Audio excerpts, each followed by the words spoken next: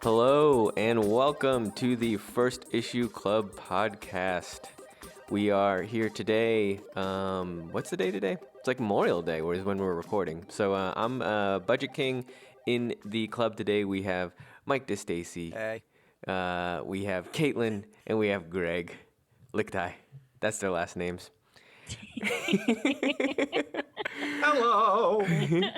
Welcome to the comic book reading club, where we read #1 comics weekly, and we hope that you join us in our reading club as we lead you through the muddy and sometimes murky water that is the comic book landscape. For weeks upon weeks, there has not been new comic books coming out, and finally that butt plug has been removed, and the effervescent flow of comic books is rushing upon us like a trickle, though.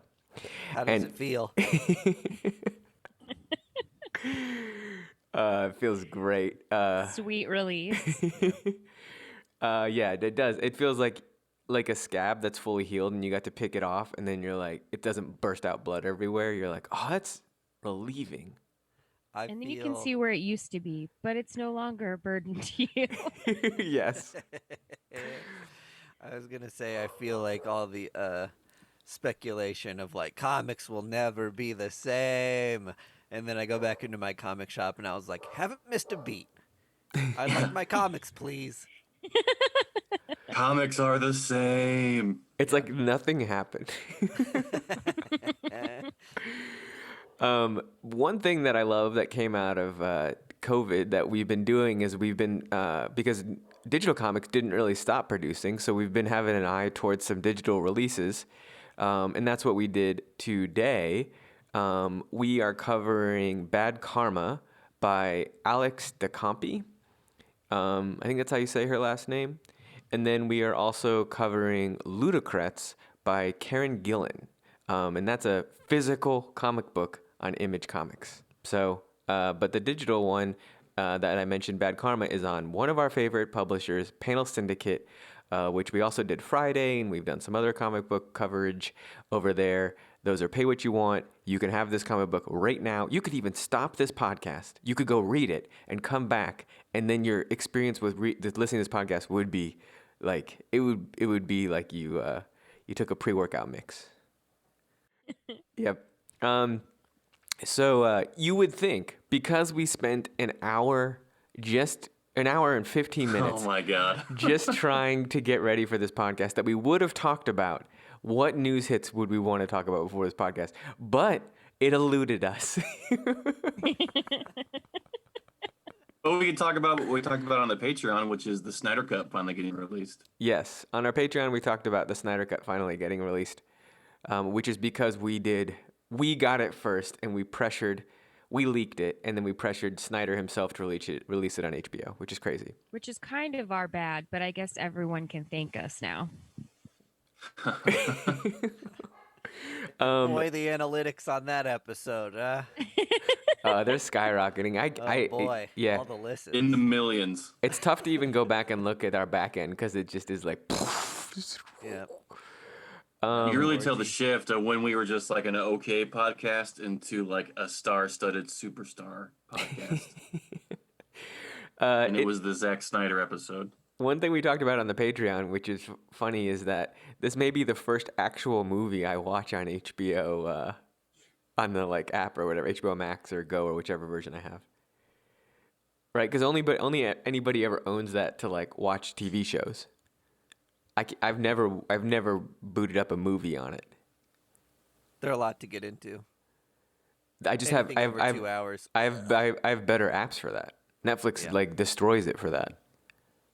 I'm never gonna be like, what does HBO possibly have that Netflix doesn't have? Let me just see, just to configure and figure it out. I don't do that. I can't help you riff on this one. You can't? Okay, that's okay. I don't have HBO Max. It's eluding me a little. Okay, hey, all right. I don't need you to riff. The people that know, and they're like, damn, Budget King, that's a good take. The take that we don't watch movies on HBO is just gets you thinking, for what it was and now for what it is. It's the world we live in. And then, so comic books came out. They did a third printing of... Is that all we want to say about the Snyder Cut? I mean, We talked to ad infinitum on the Patreon. Yeah. What else is there to say? It's coming out. I don't know. Yeah. Oh, you know what I almost watched last night? Bloodshot. No, I Oh. still need to watch that. But Yeah, me too. But it's like full still 1999 to I guess Oh, or no. it's like it was expensive to like rent, and the cover doesn't look that good. So I just finished up Midnight Gospel instead, which was well worth it. Did anybody go into their physical shop this week? I did. It felt really good to buy comics. There was a mask ordinance at my shop. Some people tried to come in without masks during my visit, and the owner politely told them, "Hey, you've got to have masks to enter. Do you guys have any?" And they were like, "Ugh, no, what?" Ugh. Like really huffed and puffed about it. Of course, because And it now goes- it's politics and it's left leaning. Yeah, and then as I was leaving, I saw like a million people walking into an Ace Hardware with like old people, young people, like definitely not 6 feet apart, and no one was wearing masks. And I was like, I am in Kansas, and people are like protesting You that think? this is a problem. Tell me if this analogy is wrong. Are the same people that get offended by not wearing masks the same people that are like, I don't wear condoms because it feels better, and just risk it? Well, I mean, there's an overlap of they're both idiots, but I mean, I think people who don't wear condoms probably still want to wear masks. Okay. Yeah. Okay. Oh, yeah. It's not like the Venn diagram. There's somewhere in the middle. There's a slight overlap of recklessness, but one's for pleasure and one's for stupidity. I could see sometimes the masks pull on my ears, so the same pleasure of my Same with the condom. Right? yeah my the ears, my foreskin being pulled against. You're not supposed to put your balls in the condom. What? Okay. Well, there was no Marvel comics back yet. And it was weird to walk by that wall and just be like, nothing new. And then to see all of the Marvel comics that were still on the wall and have none of them be new, I was just like, man, this is like a veritable comics graveyard. Like, so many comics just go to die here. And that's got to be at like every shop, right? That you get your handful of variants that make the larger order worth it, and then everything else just rots on this shelf. It's so much easier to miss when there's like a mix of all these new books you're excited for. And then you just like wait for your dollar sale that comes once a year, I guess, to get rid of them or something. Right, yeah. To liquidate It's like- them because you're not going to make money on them now. But the thing is that everyone who cares has already bought those comics because they're following the story, or they've bought a graphic novel. You're only buying dollar comics for covers, correct?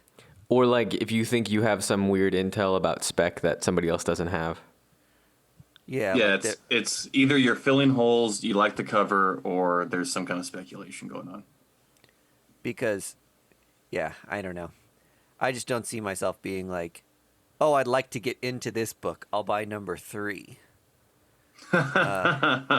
And the off chance that like I remember that I'm missing number 7, and it happens to be in a dollar bin, like I'm never gonna recognize that and make that purchase. Yeah. Plus the idea that you're gonna sift through like thousands of comics and find the one that you realize you're missing from your collection.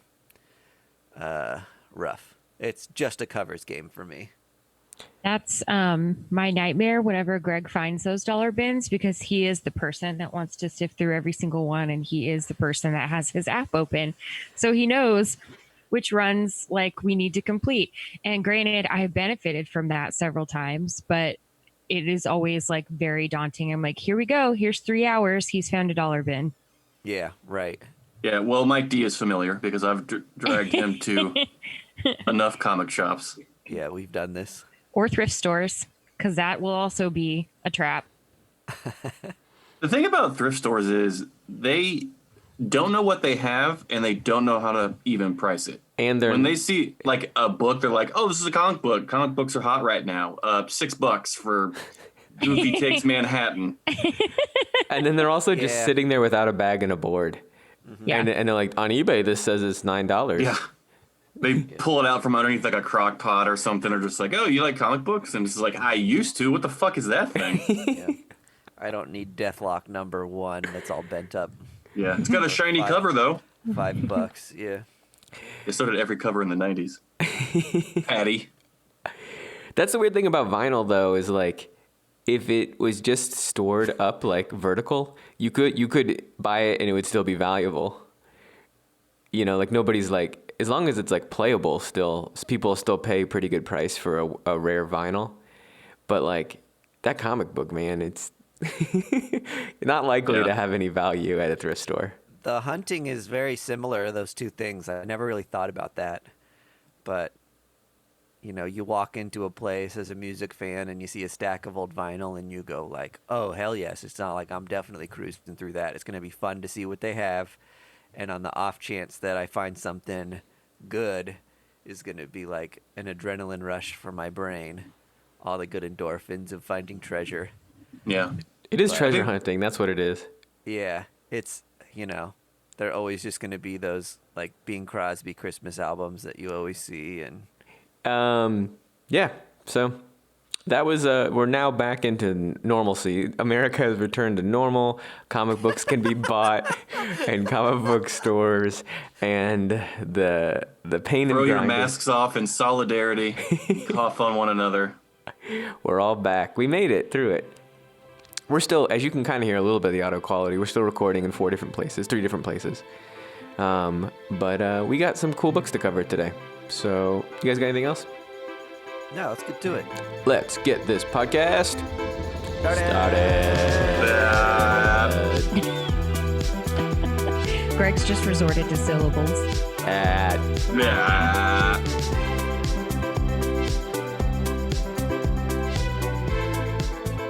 And now we have Ludocrats, I don't even know. One of the two. It's a made-up word, so... Ludocrats. Ludocrats. Ludicrous aristocrats.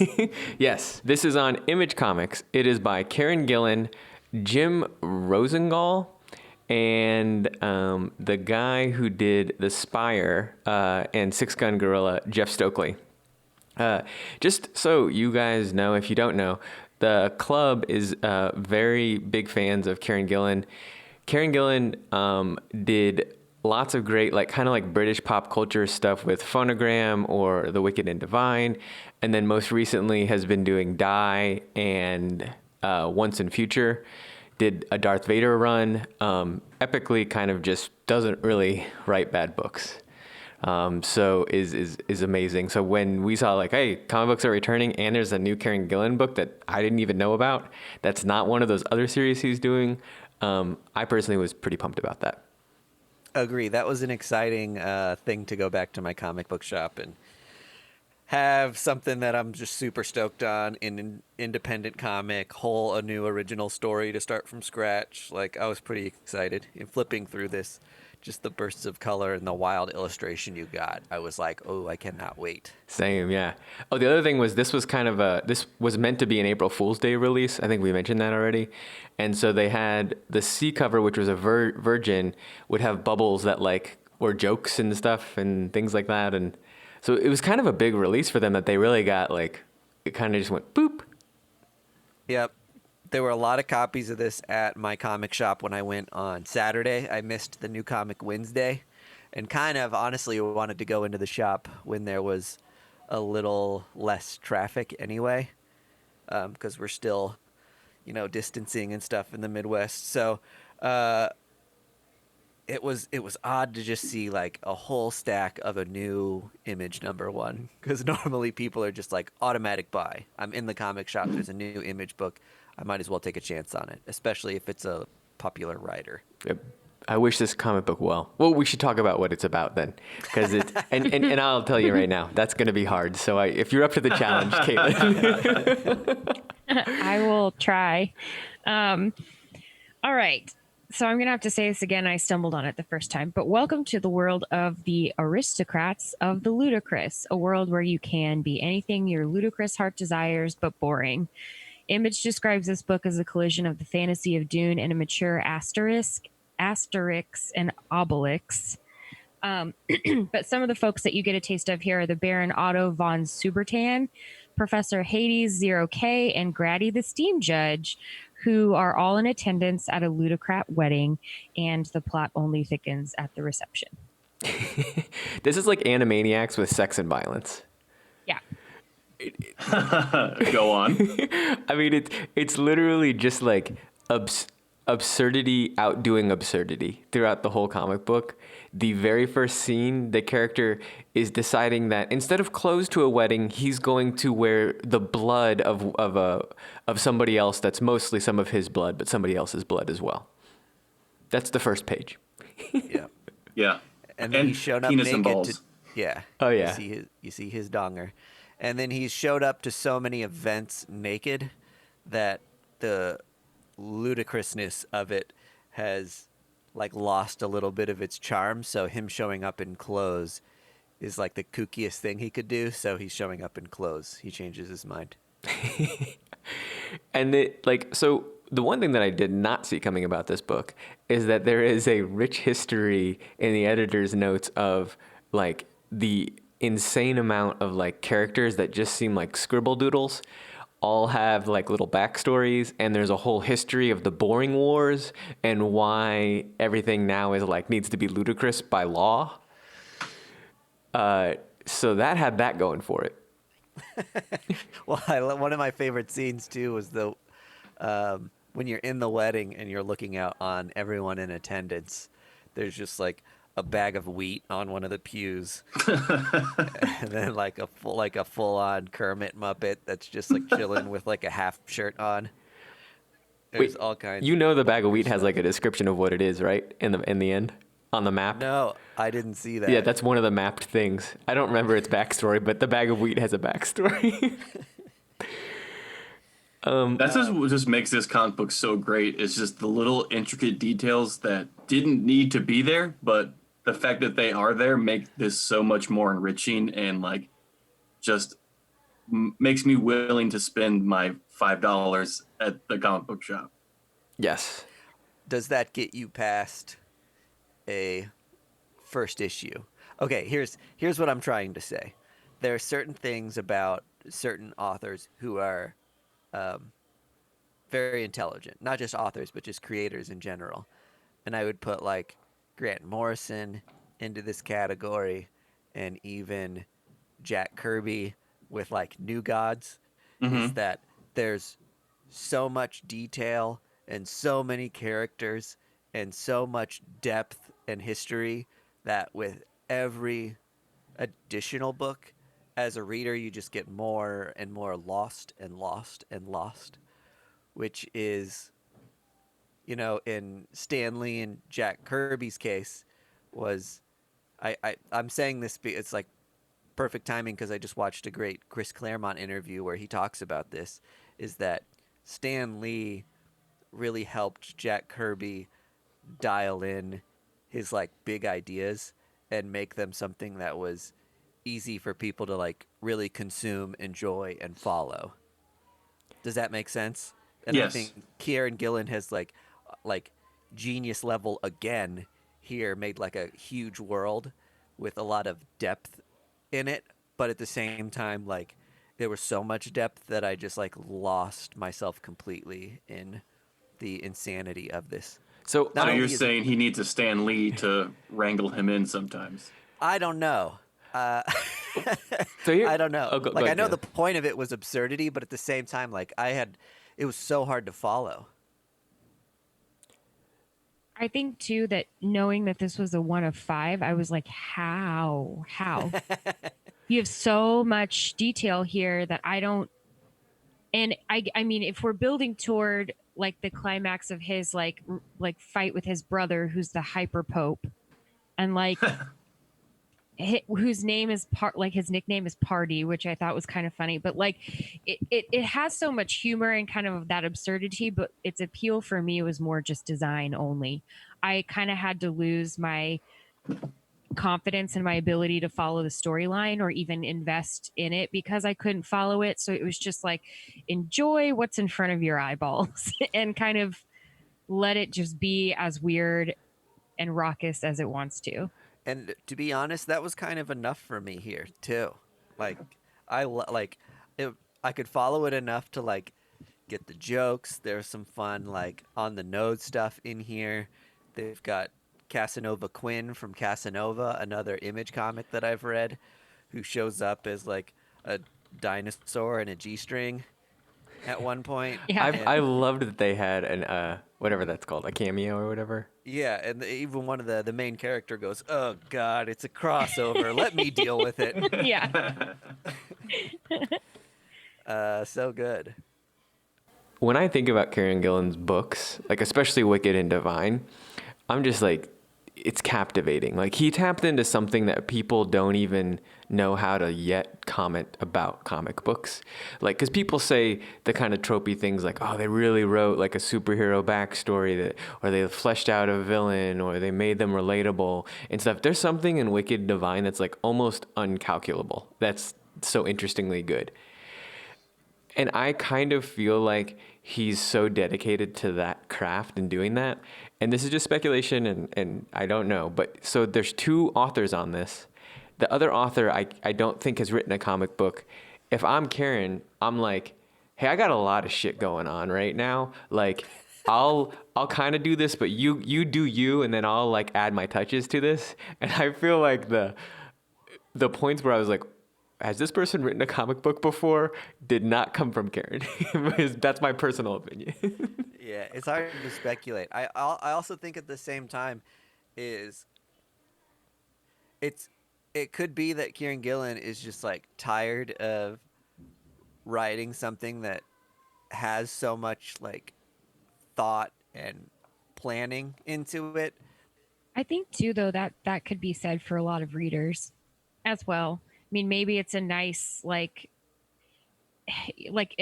for somebody who watches like maybe a lot of the comic book shows, or even to make like the correlation between watching Grey's Anatomy and watching Children's Hospital. I mean, there's people who like both things, and sometimes you don't want to have to follow a ton of stuff or have really high stakes stuff happen, but just be able to like not turn your brain off, but just kind of be able to get lost in something without having to really have repercussions for not knowing exactly where you landed.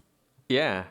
I think that's a really good like metaphor, because part of the disconnect for this book was it looks like a teen Scotty Young kind of like book. Yeah. Like Flapjack is kind of what I kept thinking of, like Misadventures of Flapjack. Yes. Like it's just Rick and Morty. Yeah. And then to be like, no, this is like heady. And it's like almost Lord of the Rings in its history. And we're just going to jump you in with like these characters. You're going to have to like catch up. But it's also like super silly. I have not read something that tried to do both at the same time. And I think that's my disconnect, which is not a slam on this. It just was like left me a little confused at times. Yeah, and almost like had some aspects of like a soap opera with the whole coupling thing and like how they're trying to find him a match, and in the midst of everything that's happening, that he's concerned about like if they're going to hook up or not, and the way they had to do that through their society. I think Scotty Young needs to be consulted on this comic book. And he could just be like, I could just reel you in just a little bit to like bring you back to like I Hate Fairyland or Bully War, like type of like stuff that would be a little bit more easy to grasp. I read it with the notion in my head that it's my fault that I'm not getting it because Kieron Gillen wrote it. Right? There's something I'm not getting. If anyone else had written it, it would have been the author's fault. Except for like your Grant Morrisons, which I think speaks to the category you put them in, because you're just like, oh, this is over my head. Okay, cool. Right. It felt like sometimes they'll say the New York Times is written at like a 6th grade reading level. And then I'll read it and I'm like, am I just stupid? Yeah. What's sixth grade pass are they talking about? Yeah. Or maybe my 6th grade was real easy, but I'm having problems. And it's like sometimes I just like you kind of miss the mark. They are comics. But needless to say, like this was a fun comic book to return to. It certainly pops off the shelf, and it was not a bad read. And any like it has some legs to it. The last thing I'll say is that it sounds like the boring wars or his brother and people who are trying to be boring may give some of a voice to some of the readers where they're kind of like, we're tired of this. It doesn't really make any sense. Or like they have an opposing voice to that and they kind of poke fun or maybe are able to bring some self-awareness into it. So that could be what this whole clash of things is building to. Well, guys, that's all I have to say about this book. Ditto. It was more than I thought we were going to be able to get out on it. I had when we started this, I was like, what do I have to say? Yeah.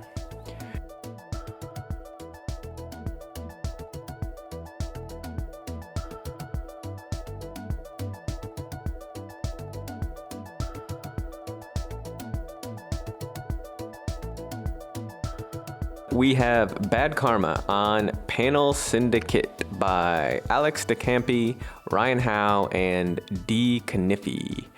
So just so you know, I know we said this already, but this is on Panel Syndicate. We said you could pause and get it. Panel Syndicate is super cool. They have done awesome books. I think this book will be no exception. I'm going to just say that in case you guys didn't like it. I'm going to tell you that you did. Wow, he's calling it now. I'm Babe Ruthing it. Oh my God, this has never happened. I'm Babe Ruthing it. So this is Bad Karma, and Caitlin, can you got a brief description of what Bad Karma is? Yep. Bad Karma is a story about two Army veterans who most likely have some PTSD going on and have survived terrible things both in and out of the war. Sully and Ethan go on a Christmas road trip to, and this part is directly from the synopsis because it was just spot on and succinct, and I was like, no need to frill it up. Sully and Ethan go on a Christmas road trip to free an innocent man blamed for one of their mercenary jobs. Yes. I have a couple things that just kind of kick this off. Maybe will resonate with you. One, when I've read a lot of war comic books, and this looked like it was going to be a war comic book, and I was kind of like, ooh, I'm just not the audience. That's a little bit broed out for me. So one, I was like really surprised to get this story because it's completely not that. Well, I guess what do you guys think of that, like that juxtaposition or being a war story versus not? I think from the cover, you just expect these like two masculine buddy bro guys, and that was probably something on purpose because it makes like the frailty of both of them and their life situations feel that much more like tragic. Yeah, I think one of the strengths of this comic book is that it was written by a female. I think was that like it took not only are they military, but they're also like assassins of sorts that are like bad family people.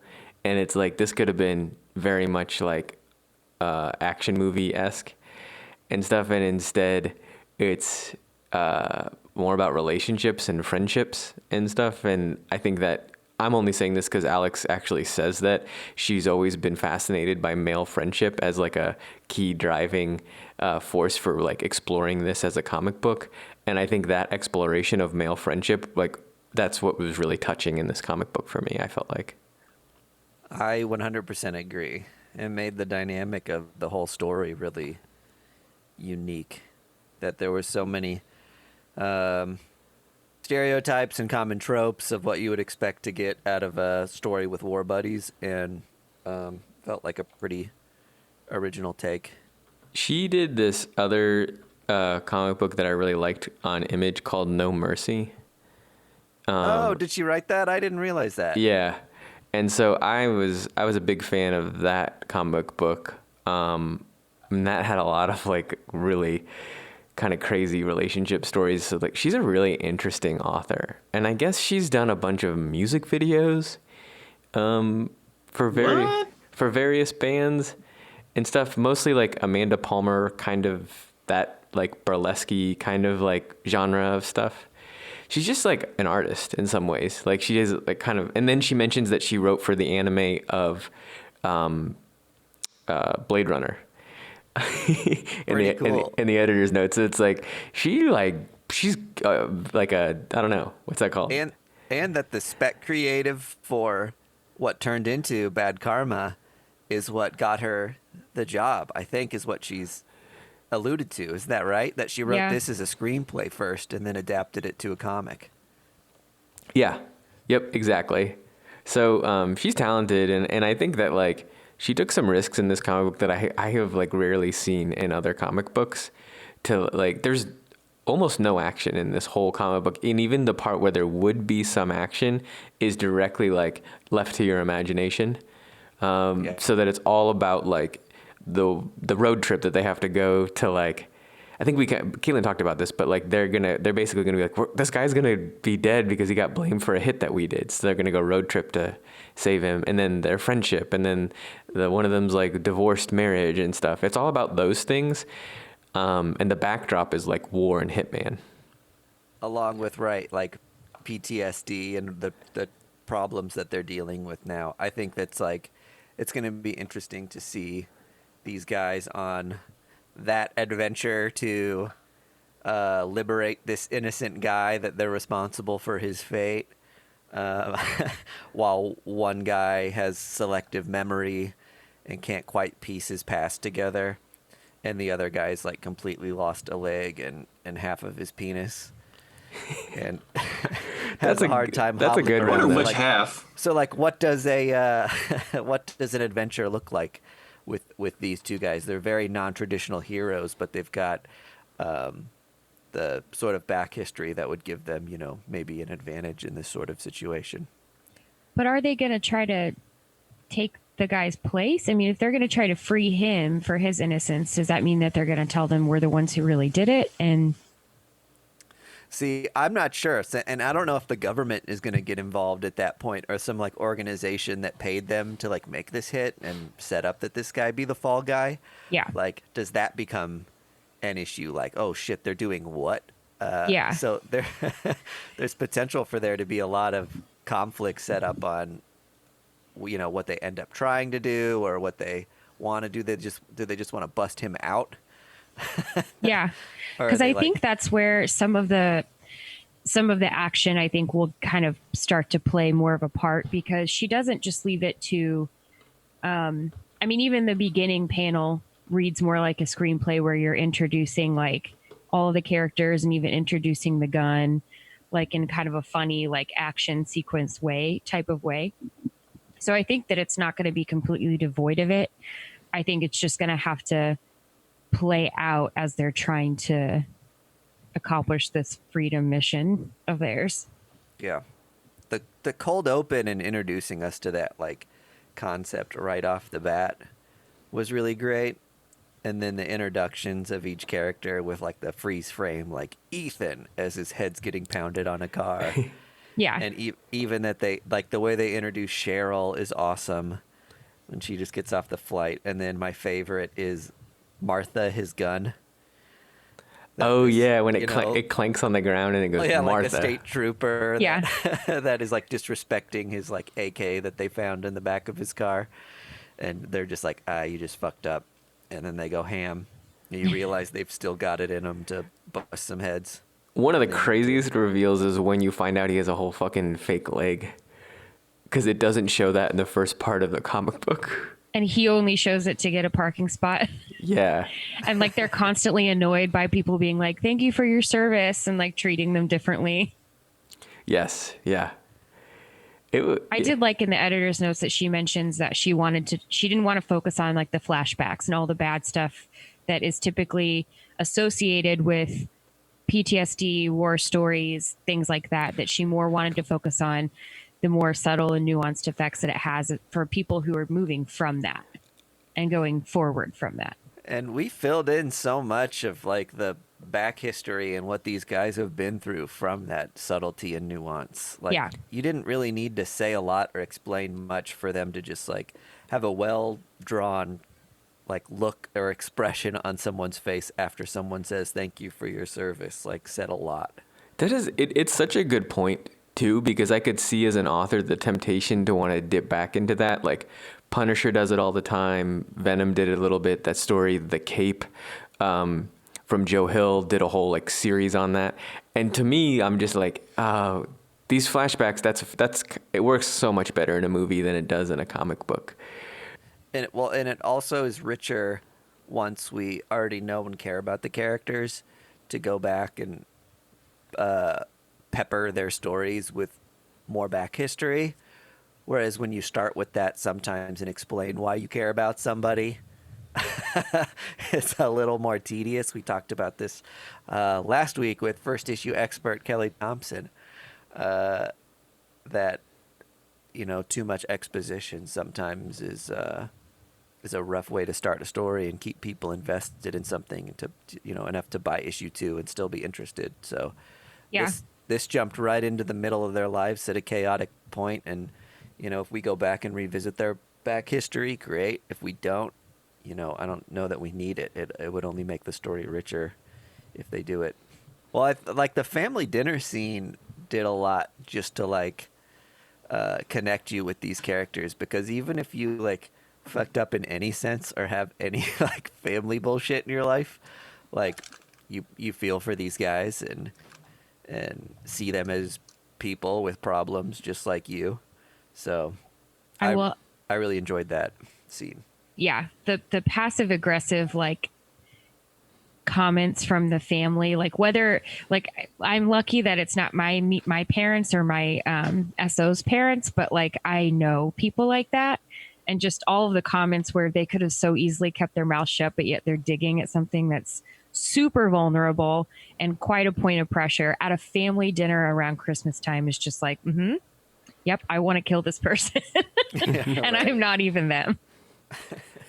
Yeah. I don't know. This comic is good. Yeah, it reminds you a lot about things with people with addiction, and, you know, in this scenario, it's PTSD, where like it can be really hard to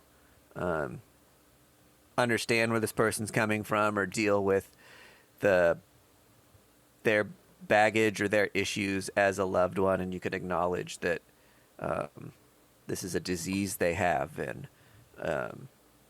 it's not easy to deal with as a loved one. Like, you know, maybe they can't work, but at the same time you're working really hard to make this thing happen, and maybe they're not the person that you fell in love with, but you can't blame them for changing, right?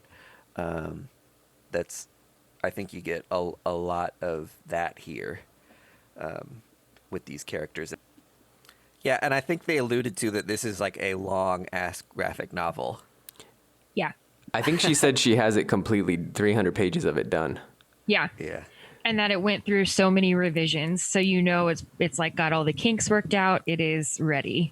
Yeah. And so that's what one thing about Panel Syndicate is sometimes they're hard to follow, like when the releases are coming back out.